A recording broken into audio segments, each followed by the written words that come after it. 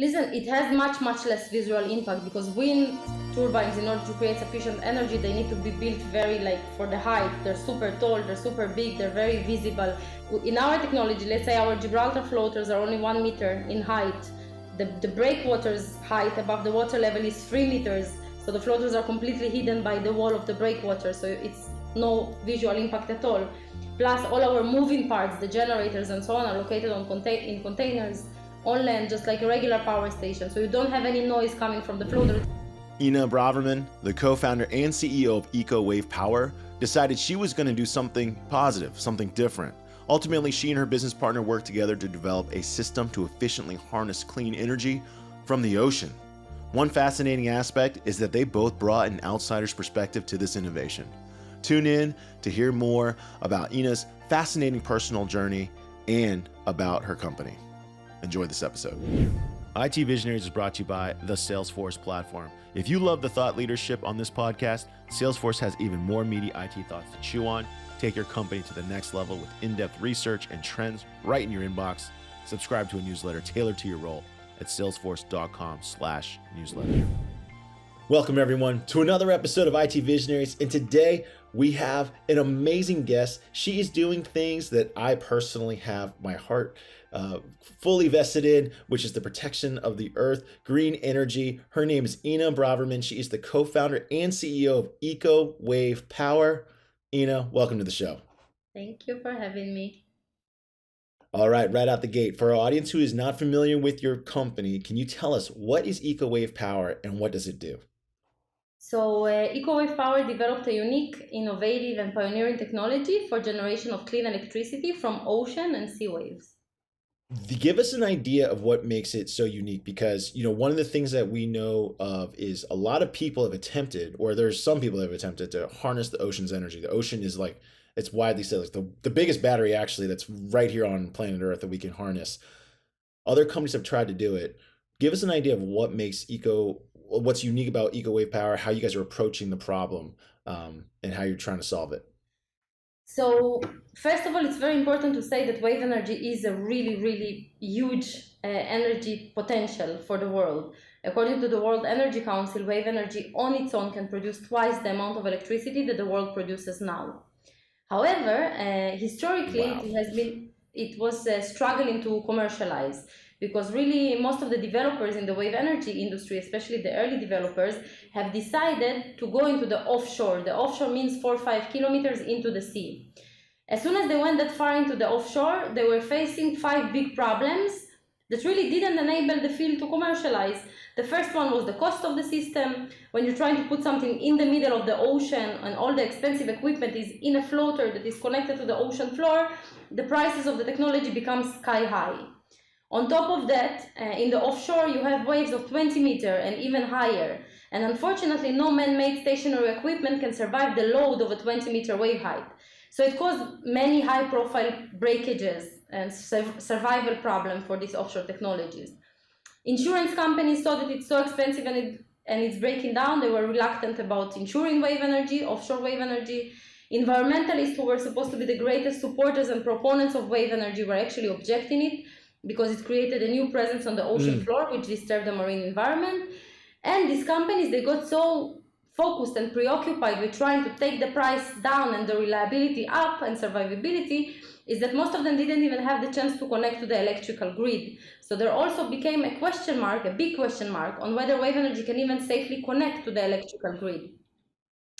Wave Power decided on a completely different concept.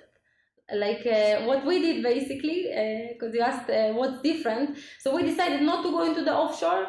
We install on existent man-made structures such as piers, breakwaters, jetties, and other types of marine man-made structures. So basically, it's very different, because the only thing in the water are the floaters, which belong in the water, and all our conversion unit, all the expensive machinery, the hydraulics, the generators, and so on, are on land just like a regular power station. Thereby, we have cost-effective prices, high reliability. When the waves are too high for the system to handle, our floaters automatically rise above the water level and stay in the upward position until the storm passes. We're fully insurable. We're 100% environmentally friendly, as we do not connect to the ocean floor, and we've been connected to the grid in Gibraltar since 2016. So just we took a really, really different path and approach than all the other, previous developers. Yeah, we've had some energy companies on our show talk about how what you described, they described exactly what you just said, which is, okay, so now you've produced the power, but you got to connect it back to the grid. So it makes total sense. If I'm out in the middle of the ocean, getting it back to the grid is virtually impossible. And you add to the fact that energy doesn't have, like, electrons don't have a big lifespan. They don't, it's not like they got to be stored somehow in batteries and then transferred. So it becomes unbelievably cost prohibitive. What Ina just described is she's got these things, and I want to describe this because it is a podcast. So if anyone hasn't seen this, they're going to only hear this. The way Eco Wave Power looks, it looks like it's a bunch of paddle boats connect. That's how I describe it. There's like paddle boats connected up and down, like let's say a pier, and it's got like hydraulics connecting each one so they don't float away. And as the waves are coming by, these paddle boats just keep moving up and down. And just said that when the waves get too high, it pulls them up to like save itself, basically, because the ocean waves would otherwise destroy it. And then, as she said, all of the wiring, the piping, connection to the grid. That's happening on land as she described. Now, you made a good point here. You made the decision to hook up to existing man-made structures, which I think is really smart because then you can take away the, let's say, the resistance to hooking up to natural structures. Mm-hmm. And this has been in effect, as you said, in Gibraltar since 2016. Is that right? Exactly, yeah. And now the power station from Gibraltar will be moving in the upcoming few months to the port of Los Angeles. So actually the United States will get its first eco-wave power technology as well, which we're very excited about. Yeah, no, this is pretty exciting. So this is like a proven technology, and we also saw in the news you recently, just I think 2 days ago, announced like a 2 megawatt facility. Is that right? Yes, in Port Adriano in Spain. And we're very, very excited about the collaboration with Port Adriano. Port Adriano decided to be, in the front of innovation. They're having a project that they're doing or supporting with electrical yachts.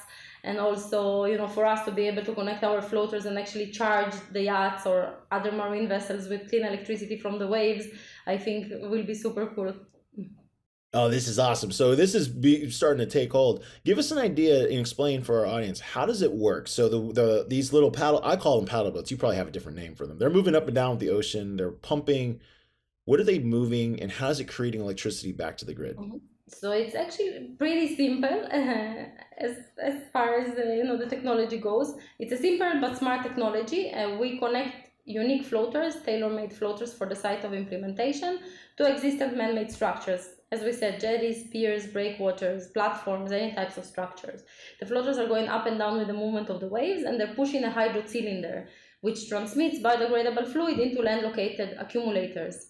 A pressure is being built in the accumulators. The higher the wave, the higher the pressure, which is used to turn the hydromotor, which is coupled with the generator, turning the generator, and sending clean electricity to the grid via an inverter. And the whole technology is controlled by a smart automation system that enables, for example, the storm protection mechanism, that enables changes in the ingredients of the system in order to make it more compatible to the marine conditions and so on. Yeah, and so like the way I always like re-describing things for people that are non-technical, since that's basically myself. But it's really it's not really that different from a gasoline generator. A gasoline generator just happens to use gasoline to burn and turn motors to generate electricity. You're saying we're going to use the hydraulic pressure created from these pumping waves. Exactly. And we're 100% emissions free and environmentally friendly, which I think is the big difference. Oh, it's a big difference. Oh, yeah, yeah. So, let's talk a little bit about your background. How did you come up with this? Because you're a little bit different in regards to like some of the other engineers we've had on our shows. Tell your story. How did you come up with the solution? What was your vision for it? How did you develop the passion to solve this problem? Wow, that's actually a long story, so I'm gonna start a little bit very far into the past, Do and it. Do then I'm it. gonna run through it, not to take all the time. But basically, I live in Israel, but I wasn't born here. I was born in Ukraine, actually on the 11th of April, 1986. And 2 weeks after I was born, the Chernobyl nuclear reactor exploded, which was the largest in history nuclear disaster in terms of cost and casualties. And I was one of the babies that got hurt from the negative effects of the explosion. I actually had a Wow. respiratory arrest. My mom came to the crib. She looked down at me. I was pale and blue and not breathing. And I basically had a clinical death. I had no pulse already at that point. And she kind of was super nervous. She freaked out. She ran to my dad and she was like, my baby is dead, my baby is dead, like what do I do? And he shook her physically and said, like, you're a nurse, do something. And then he called the ambulance and she gave me a mouth-to-mouth resuscitation, which actually saved my life. So I got a second chance in life. I don't remember this whole story, of course, but I kept hearing about it in family gatherings, in holidays and so on. Like, wow, remember how she died? Remember Ina got a second chance in life? So you grow up with a feeling of a purpose, not everybody gets a second chance in life. It's pretty rare. So you think, okay, if I got one, I should do something good with it. And when we were 4 years old, my family immigrated from Ukraine to Israel. And we settled in a very small town, which is called Akko. It's in the north of Israel. And it was so, like, the country was so young. It's still a very young country, Israel. And the city was so small to where we immigrated that there was really nothing to do. There wasn't even a cinema in the city, where right now it's pretty obvious that every city has a cinema. There wasn't even a thing like that. So most of my time as a child was spent on the beach. And when growing up, I was thinking to myself, like, being from a small town, you don't get a lot of options and opportunity to really make a change. Like, what can you do? You don't have the money, you don't have the contacts, you don't have, like, necessarily anything that is necessary to really be able to make the change. So when I grew up, I decided to go study in Haifa University. It's a university in the north of Israel, political science and English language and literature, because I said I will come out of the university, I will become this great politician and really change the history. Like, you can make a lot of good if you're, a good politician, the innocence of a 20-year-old. So I finished university. And I was surprised to find out that there was no lineup of politicians that are waiting to hire a political science major, like the prime minister did all. And I needed to go to look for a job. And the first job that I found, like in a popular Israeli, job search website, was as English Hebrew translator for a renewable energy company. And there I kind of found out about the whole, kind of renewable energy sector, about solar, about wind, about wave. But whereas solar and wind were already fully, like, commercialized at that time, there was nothing to really, renew in terms of the technology. There was nothing that can be invented that wasn't really invented at that point. Wave energy was something that all the scientists, all the engineers in the world were saying, like, it's an immense source. It can provide twice the amount of electricity that the world produces now. Yet, no matter how much money was invested and how much, like, efforts were invested by the largest companies in the world, nobody was able to commercialize wave energy. So, again, I was an immigrant, no money, no contacts, nothing. I said, okay, I have nothing that you need to have in order to have a successful business, but I want to do it.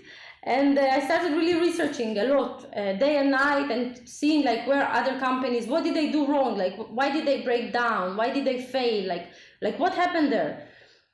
And I really found out that the main problems are the 5 problems that I presented to you in the beginning of our discussion. So I thought about an idea that can kind of solve these problems, but I'm not an engineer.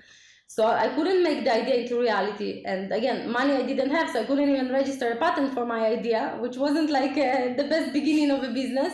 So I kind of put the idea aside as unrealistic. And one day I went to a social event.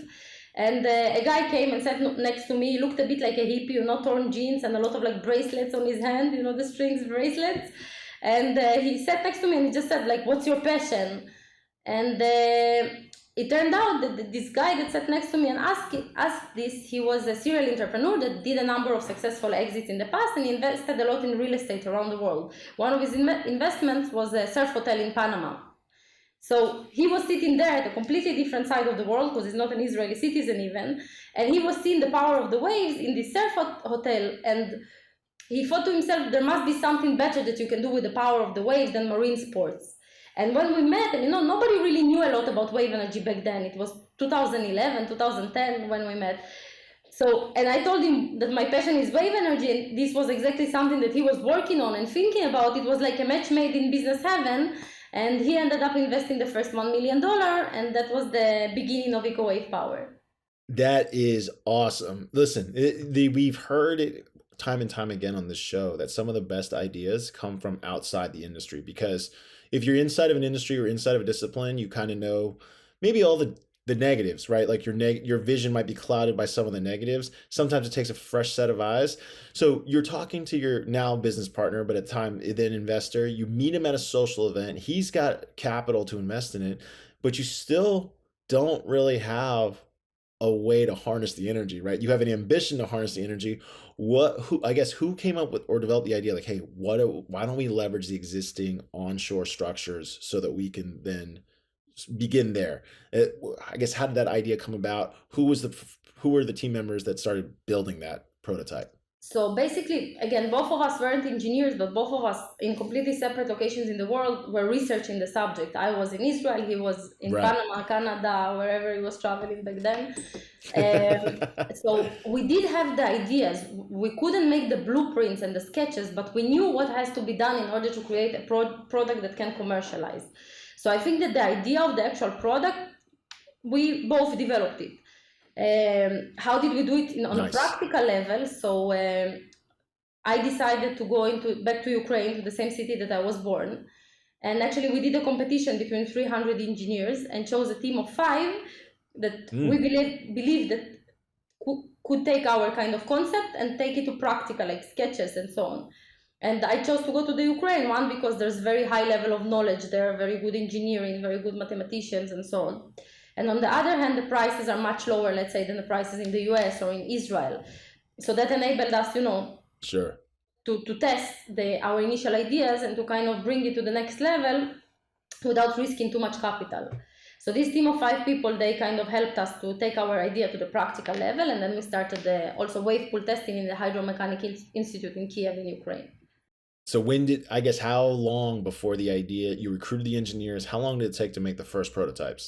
Very fast. I think our first prototype was made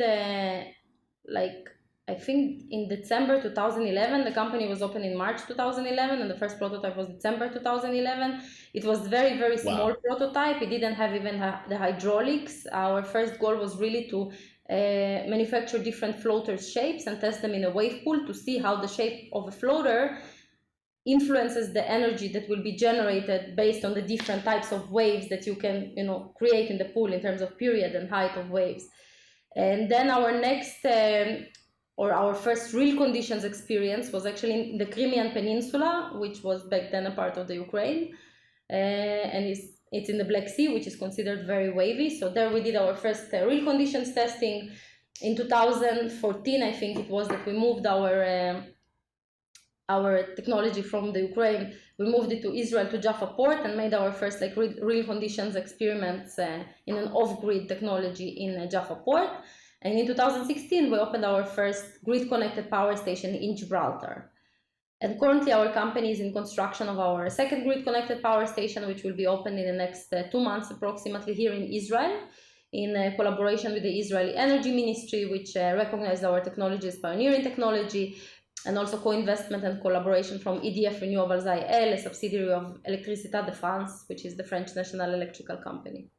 So we got to hear some of these numbers, because this is pretty crazy. You mentioned you built the company in March of 2011. By December of 2011, you have your first working prototype, and it sounds like shortly thereafter you have a actual energy producing one. How much was it? I guess it started as a single floater. How much energy did a single floater create? So like in a month or something like that. So basically, first we started with 8 or 10 different prototypes that we were testing in a wave pool, very, very small ones. So basically the production was in watts. It was enough to turn on a small TV device. You can see a video on YouTube, a fan, we put the radio on, and everybody was super excited when the radio, a radio with batteries, we took out the batteries and we connected it directly to the floaters in the pool. So everybody was super excited that, the radio plays without having batteries, magic. Then we made our first real conditions testing in the Crimean Peninsula, with each floater being able to produce a maximum amount. There were 2 floaters, 2 different floater shapes that we chose out of the bunch that we were testing, and each one could produce a maximum of 5 kilowatts per floater. So a total of 10 kilowatt installed capacity of the power station. Gotcha. So how much time does it take to produce those kilowatts? So it depends. Basically, you're producing according to a power matrix. You're producing according to the wave height and the wave period. So if the wave height and the period are optimal, you can produce the full capacity. If the wave height and period are lower than optimum, let's say 50 centimeters, which is the minimum required, you will produce a certain percentage of your capacity. It's very similar to solar and wind. When the sun is stronger, you produce full capacity, and let's say if it gets cloudy, then you produce less. If it gets less windy, you produce less. So you're dependent on Mother Nature. No, that makes sense. For this new big install that's going in I can't pronounce it properly. The 2 megawatt install that got announced, I believe, yesterday. How many? Yeah, how many floaters will it take to do that? So it depends on the size of the floaters that we will choose, but usually for 1 megawatt we install between 40 and 80 floaters. So basically there for 2 megawatt will probably be between 80, either 80 large scale one or 160 smaller scale one. Gotcha. And I guess give us an idea. So you mentioned it before, and I'm familiar with coastal living.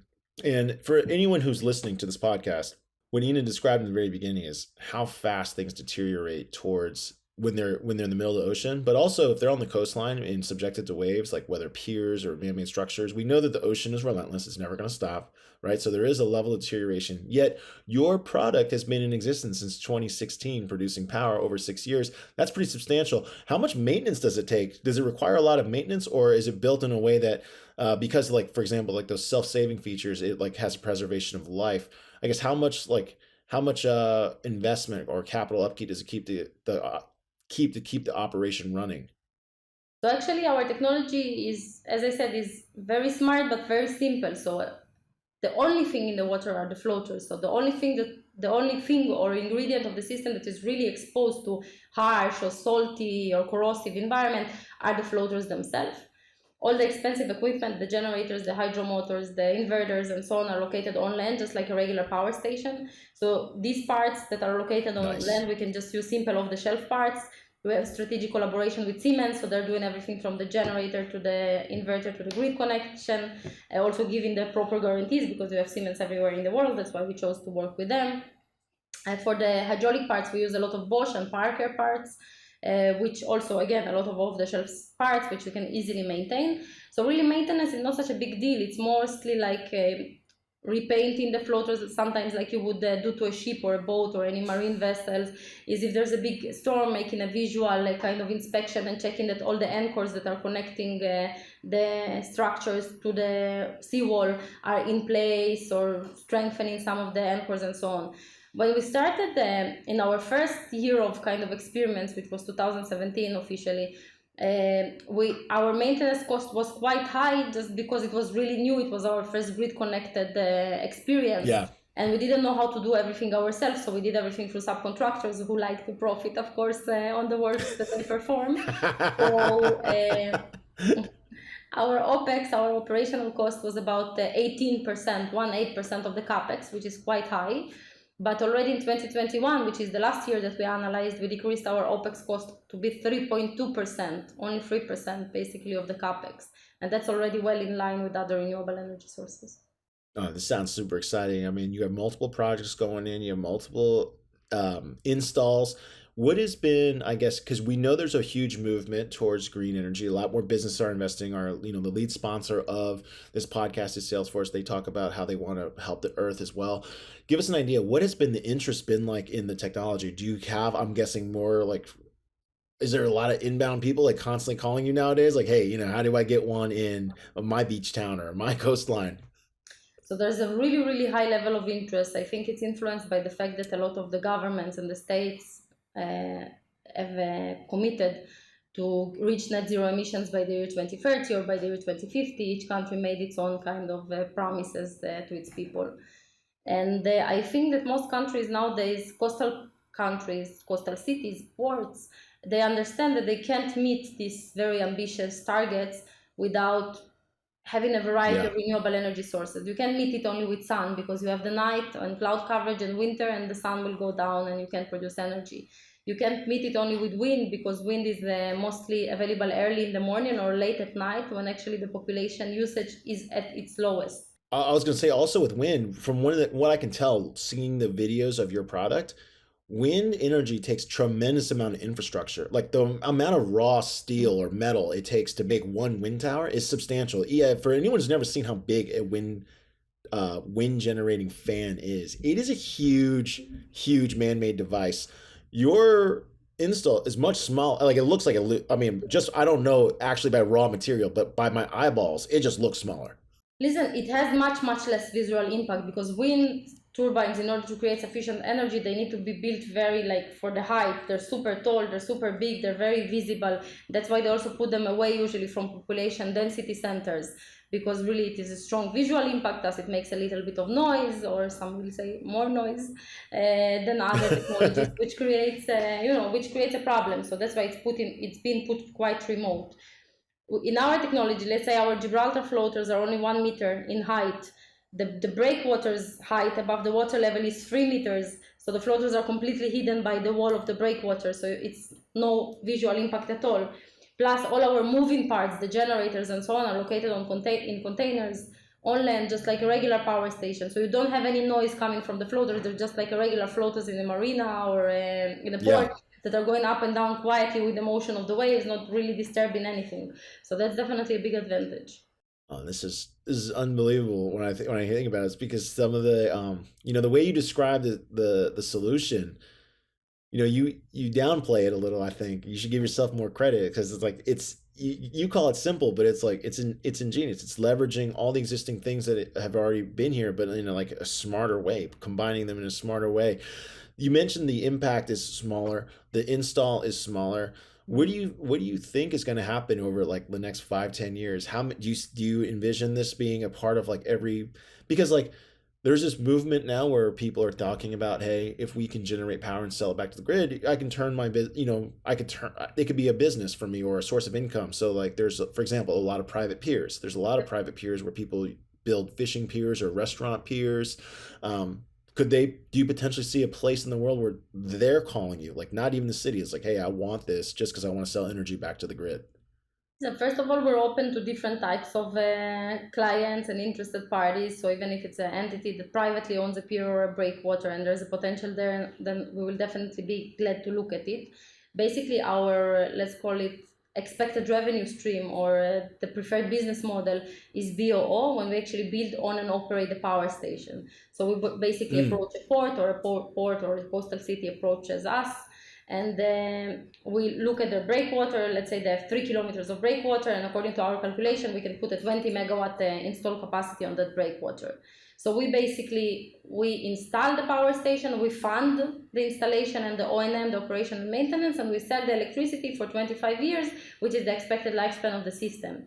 So that's our preferred business model, because we don't want to sell the actual equipment and become kind of a turnkey solution giver. We want to actually own and operate the power station. We believe in our technology, so we think that's a much stronger business case. All right, there you go. Hey, listen, this is pretty exciting stuff. So what do you think, for yourself, what do you think the next 5-10 years will hold? How many of these installs do you think you'll have, or how many are you forecasting, or how many do you hope to have? So I'll give you kind of maybe the short-term plan and the longer future plan. So in the short term, basically, when we opened the company, we were mostly focused really with development of the product. And the most important thing for us in developing the product was to solve the 5 problems that I presented before. Because like if you can't make it cost efficient, reliable, insurable, environmentally friendly, and easily connected to the grid, you don't have a product. Exactly like all the other companies that try to do it and fail. Yeah. So as soon as we opened our Gibraltar power station in 2016, we proved that we have a product. It was cost efficient, it was reliable, we tested our storm protection mechanism, insurable, grid connected for 6 years. And 100% environmentally friendly because it didn't create any presence on the ocean floor, only connected to the man-made structure. Our next step, this enabled us already, like by proving these 5 points, this enabled us to play in the same playground as wind and solar. Because before that, wave energy couldn't play in the same playground because wind and solar were already commercially viable, were already not breaking down. In the beginning they were, but right now they're already more advanced. So right now we're playing in the same playground. I think the next expectation of us from ourselves and the investors of the companies from us since we're now also a publicly traded company, is basically to build a larger scale power station, a megawatt scale power station, and show that we can produce significant amounts of energy, even more than solar or wind.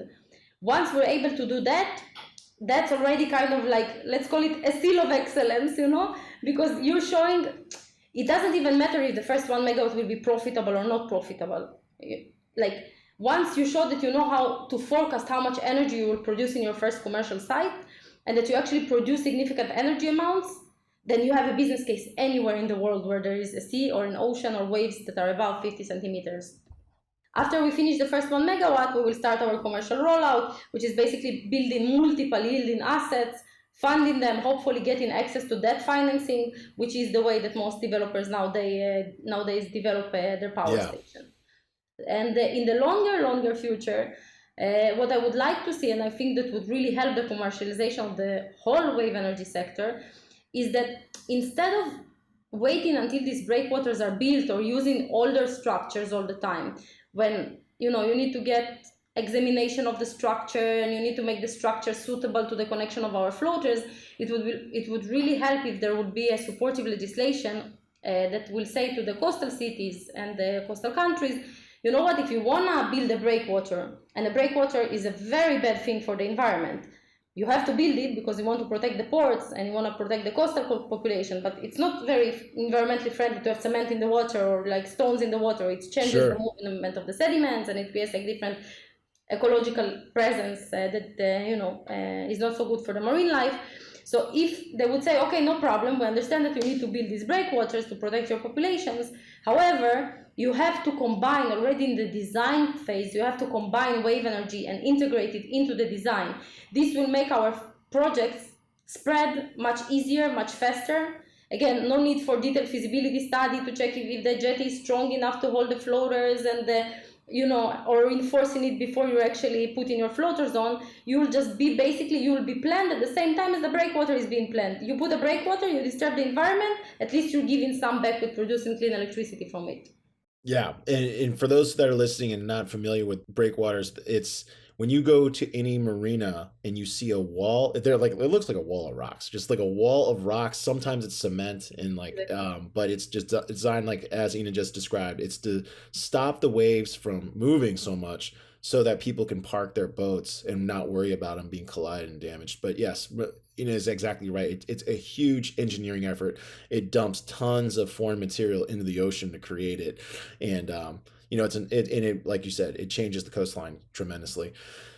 No, I love that. I love where you're going. I mean, I think this is exciting stuff because I remember being a kid in the 80s, or maybe in the early 90s, people were already talking about like if we could harness the power of the ocean. I think everyone always knew it was there, but no one really thought like how could you do it, right? So this is just a super innovative way, and I'm pumped. I'm pumped for your company's success because I think it's going to help the world quite a bit. I feel the same way, but I'm not objective, so. Yeah, I'm actually mad at myself because I didn't think of this. But I'm glad people like you are attacking the problem. It's been awesome having you on the show today. Thanks for joining us on IT Visionaries. But before you go, it is time for the lightning round. The lightning round is brought to us by Salesforce Platform, the #1 cloud platform for digital transformation of every experience. This is where we ask you questions outside of the world of work so that our audience can get to know you a little better. Are you ready? I'll do my best. All right, when you're not looking at oceans and thinking of ways of harnessing the energy from the ocean, what do you like to do for fun? Reading, traveling, meeting new and exciting technologies. I'm not sure it's completely outside of work, but I really like innovation, impactful ideas for the future. What kind of things do you like to read, or authors? Because I mean, like you mentioned, you got a degree in poli-sci, but you were clearly very interested in ocean technology, ocean energy technology. What kind of stuff do you read outside of those subjects? So different. I read a lot of books about female empowerment, about like journeys that different female leaders had, trying to work in a male-dominated industry many times. If I just read for fun, then just, some novels, some like romantic books, because you need to get your head out of work sometimes and focus on something else to get more clarity. Do you have any hobbies that involve the ocean? And I like swimming, so I guess that involves the ocean a bit. Also in the pool, also in the ocean. So yeah, I like swimming. Not really into marine sports. Like I don't surf or something like that. So you leave the surfing to the business partner.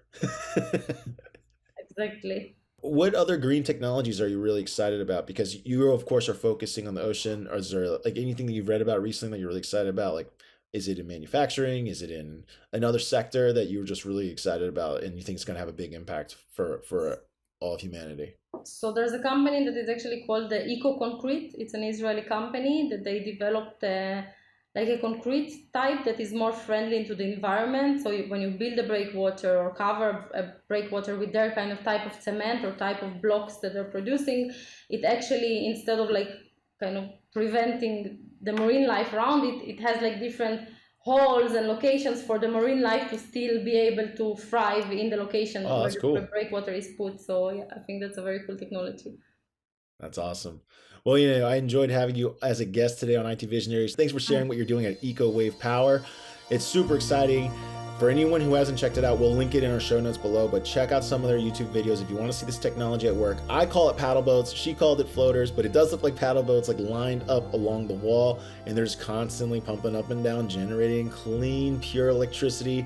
And as Ina said, the ocean never stops moving. They never stop working. This is not like wind. This is not like solar. The ocean doesn't sleep. It's always going to be moving.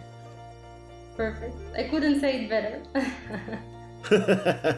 Thanks for joining us today on IT Visionaries. Thank you for having me.